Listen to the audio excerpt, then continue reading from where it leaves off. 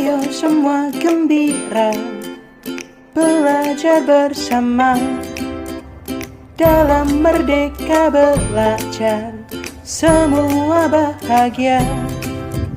Ayolah belajar bersama, bersukaria. Ayolah belajar bersama, bersukaria. Assalamualaikum warahmatullahi wabarakatuh. Shalom, berkah dalam, Om Swastiastu, Namo Buddhaya, salam kebajikan. Selamat pagi, selamat siang, selamat sore, dan selamat malam untuk semua sobat di Nusantara.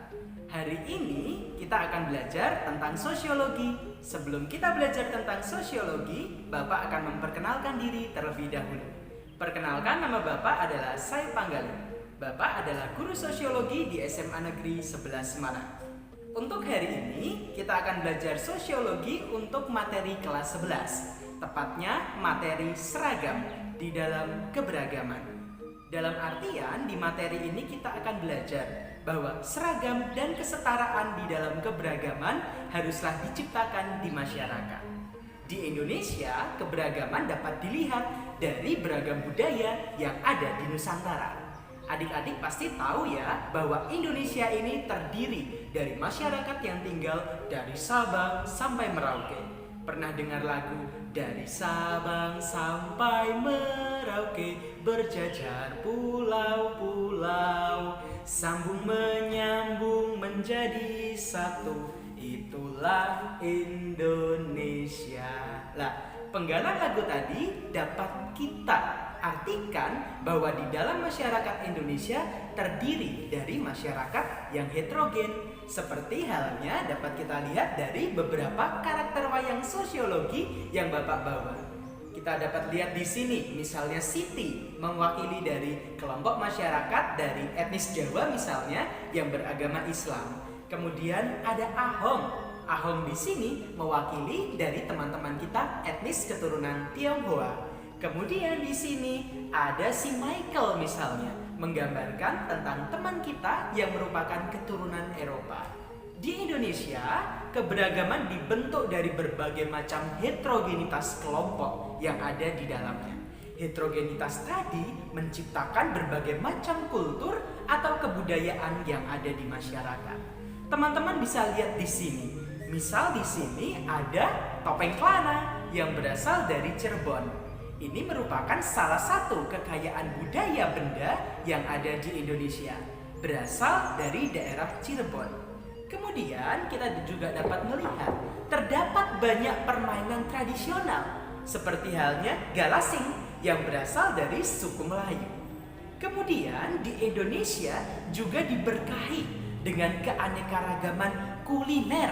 Misalnya kalau kita lihat di sini ada somai, ada batagor, semuanya merupakan kekayaan kuliner yang berasal dari budaya peranakan Tionghoa yang ada di Indonesia. Teman-teman perlu tahu bahwa multikulturalisme yang ada di Indonesia sangatlah kaya. Tadi Bapak sudah katakan bahwa multikulturalisme adalah keberagaman budaya, keberagaman agama, keberagaman suku bangsa yang diintegrasikan di dalam masyarakat Indonesia yang memiliki banyak kemajemukan.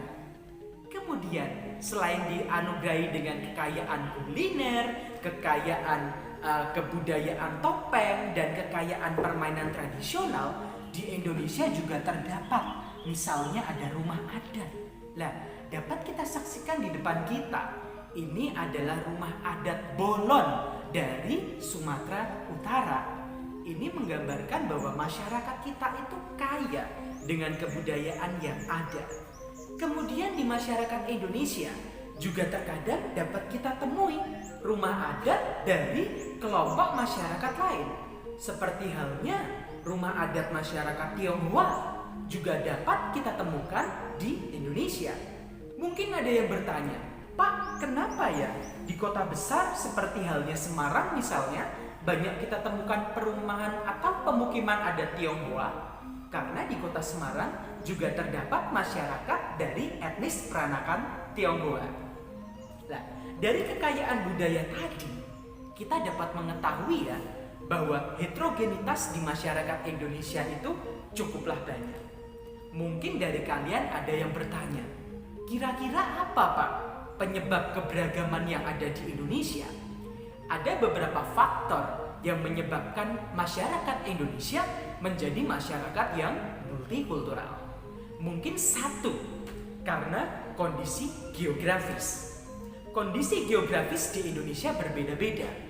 Kondisi geografis yang ada semakin memperkaya keberagaman di masyarakat kita.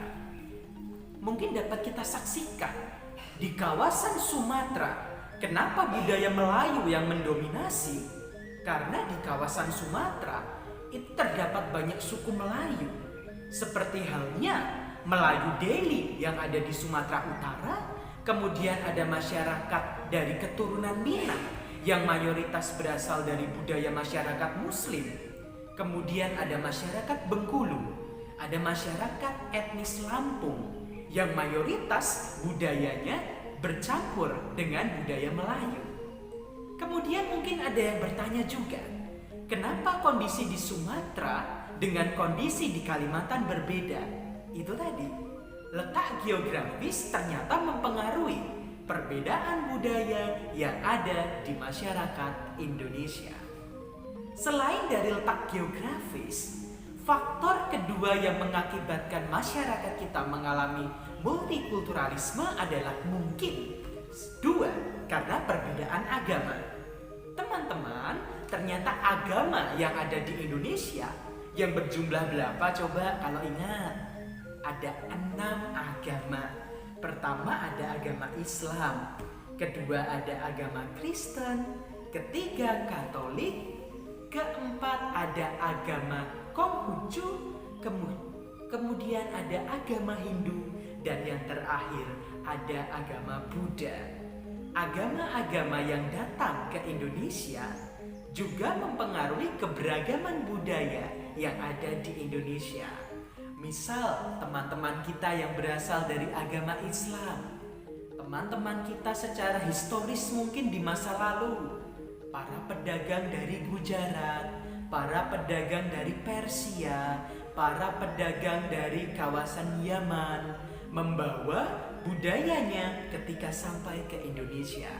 Semisal ada budaya terbangan kalau di Jawa atau bermain rebana. Kemudian ada tari sufi yang banyak ditarikan ketika ada acara-acara pondok pesantren atau acara-acara berbau Islam di kawasan Pekalongan misalnya. Nah, itu adalah kekayaan yang disumbangkan dari kemunculan agama Islam. Kemudian ketika etnis Tionghoa datang ke Indonesia, mereka juga membawa budayanya. Ya, ada barongsai, kemudian ada cap gomeh, kemudian ada Imlek. Lah, seperti kemarin kita baru merayakan saja hari tahun baru Imlek. Ketika hari tahun baru Imlek kita dapat menyaksikan berbagai macam kebudayaan yang dimiliki oleh teman-teman kita yang berasal dari etnis Tionghoa. Kemudian dari unsur Eropa mungkin, ya, Eropa juga membawa budaya-budaya ke Indonesia, terutama dalam budaya arsitektur peranakan Eropa Indonesia, atau yang lebih kita kenal dengan arsitektur budaya Indis. Teman-teman, ternyata budaya di Indonesia cukup beragam ya. Jadi tadi kita sudah mengetahui nih tentang apa definisi masyarakat multikultural dan faktor penyebab multikulturalisme yang ada di Indonesia. Nah, di babak kedua ini kita akan menyaksikan bagaimana caranya membuat pembelajaran sosiologi yang kreatif dengan memanfaatkan barang bekas, yaitu dengan memanfaatkan pembuatan wayang sosiologi dari kaos kaki bekas. Yuk kita simak sama-sama bagaimana cara membuat wayang sosiologi dari barang-barang bekas. Oke, kita simak videonya.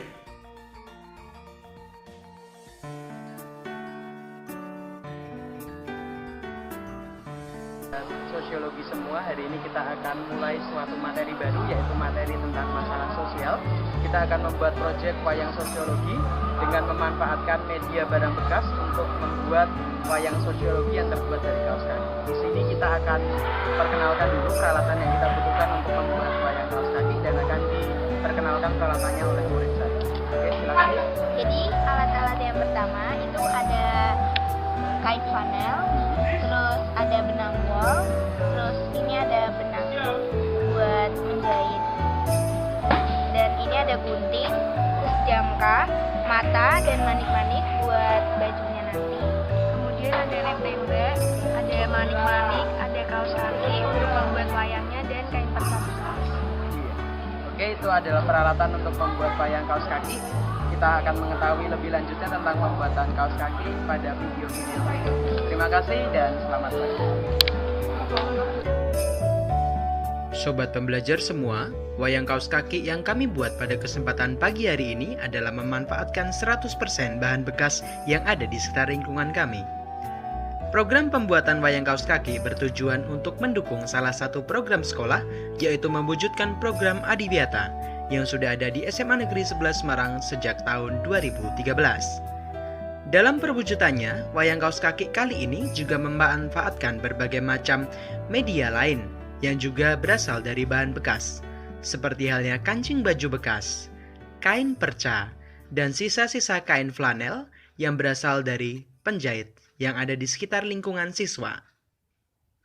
Selain itu, dalam pembuatan wayang kaos kaki kali ini, kami juga mengajak siswa untuk memanfaatkan berbagai macam properti barang lain yang bisa dimanfaatkan untuk mendukung properti pada saat pementasan drama wayang sosiologi. Dalam drama wayang sosiologi kali ini, siswa akan memanfaatkan berbagai macam benda yang digunakan untuk mendirikan panggung pada saat nanti pementasan wayang sosiologi. Diharapkan siswa dapat meningkatkan kreativitasnya dalam pembelajaran sosiologi.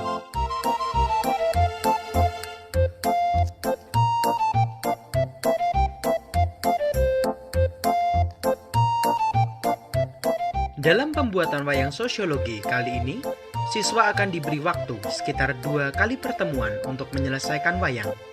Kemudian, siswa juga diberikan tugas untuk menyelesaikan naskah skenario wayang sosiologi yang dikerjakan di rumah. Diharapkan dari naskah sosiologi nanti, siswa dapat memahami berbagai macam masalah sosial yang ada di sekitar lingkungan tempat tinggal mereka. Dan diharapkan pula dari pementasan wayang sosiologi pada kesempatan kali ini akan bisa membuat siswa untuk semakin tahu bagaimana caranya untuk mengatasi ragam masalah sosial yang bisa timbul di masyarakat. Berapa menit buat ini, Dek? Mikir. 15. Oke, dalam waktu 15 menit ya sudah bisa mangap tapi belum ada makannya ya. Oke, nanti silakan dibuat lagi. Ya, ini kayak komodo atau kadal gitu. Oke. Kasih ya. Ya, ini hasil dari wayang kaos kaki yang dibuat di 2 jam pelajaran dari kelas 11 IPS 3. Kita lihat di sini hasilnya ini. Nah, ada yang mangapnya ombone rak karuan. Ya, ini ada ya kayak kadal kayak komodo tapi ya bagus lah mayoritas. Ya, ini ada juga belum ada matanya, nggak apa-apa. Ya, ini ya lucu rambutnya dikepang. Oke, ini hasil kerja kita untuk hari ini. Nanti kita lanjutkan lagi pada pertemuan berikutnya untuk finishing. Ya, untuk video pembelajaran berikutnya nanti kita saksikan di kesempatan berikutnya. Oke, terima kasih. Dadah, bye-bye. Nah, Sobat Nusantara semua, itu tadi tentang video bagaimana caranya membuat wayang sosiologi untuk materi masyarakat multikultural dengan memanfaatkan barang bekas, terutama memanfaatkan kaos kaki bekas. Demikian pertemuan yang dapat kita lakukan pada hari ini, teman-teman. Kita nanti dapat berjumpa lagi ya pada video-video yang berikutnya. Bapak pamit undur diri dari hadapan kalian semua. Terima kasih sudah menyaksikan video pembelajaran tentang materi masyarakat multikultural kelas 11. Akhir kata, wabillahi taufik walhidayah. Wassalamualaikum warahmatullahi wabarakatuh. Om Santi Santi Santi Om. Namo Buddhaya. Salam kebajikan untuk kita semuanya. Dadah. Cinta Indonesia, padamu beta telah menyatu, padamu beta akan setia. Oh tanah tumpah darah dan suci mulia, inilah janjiku padamu.